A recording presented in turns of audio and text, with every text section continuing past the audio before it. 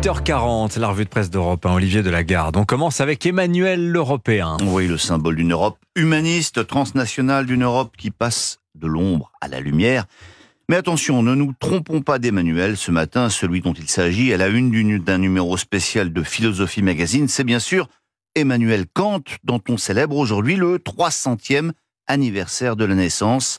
Kant, c'est un philosophe qui aura révolutionné la métaphysique, rappelle le magazine, et c'est aussi l'homme de la critique. Il fonde même le geste critique en philosophie, explique Michael Fossel.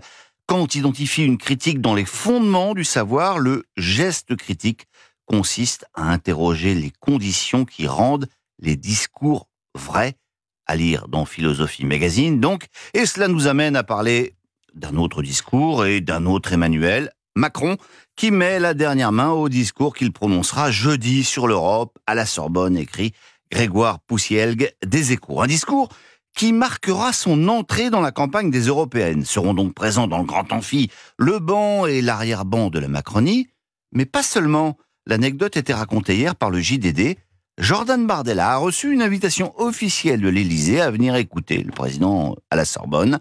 Oh, on est donc considéré comme faisant partie de l'arc républicain, ironise alors le président du RN. L'invitation, bien que surprenante, explique Jules Torres, est appréciée par Bardella, conscient que ce genre d'événement contribue à densifier sa stature. Voilà, l'Élysée qui contribue donc à légitimer un peu plus le Rassemblement national.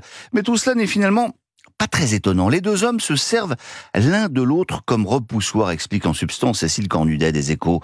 D'ailleurs, le vote Bardella est un vote anti-Macron, écrit-elle. Les deux figures sont tellement antagonistes que les difficultés de l'un peuvent gommer les failles de l'autre. C'est ce que tente le RN lorsqu'il dénonce l'incompétence du Mozart de la finance. L'incompétence, c'est justement le thème qui lui était jusqu'ici accolé et bloquait en particulier l'électorat âgé. Or, avec 3 000 milliards de dettes, les plus de 65 ans peuvent se demander si le RN ferait pire que les autres en la matière, indiquait Jérôme Fourquet dans la Tribune dimanche. Et alors la dette, il va en être également question cette semaine. Oui, ce sera juste le lendemain du discours de Macron à la Sorbonne. On peut d'ailleurs s'interroger sur le timing. Les agences Fitch et Moody's diront vendredi si la note de la France mérite d'être dégradée, explique Ludwig Gallet du Parisien. Et cette perspective hante le gouvernement depuis des semaines. Ça me stresse beaucoup, confesse par exemple une ministre, même si de toute façon le mal est déjà fait, témoigne un conseiller ministériel. Je pense que les dégâts dans l'opinion sont déjà là, que l'on soit dégradé ou pas. Oui, peut-être politiquement, mais économiquement, il faut stabiliser la dépense publique, martèle François Villeroy de Galhau dans Les Échos. Cessons de croire que la dépense va régler notre problème de déficit, déclare le gouverneur de la Banque de France. Question du journal. Mais le moment est-il opportun pour réaliser des économies budgétaires ?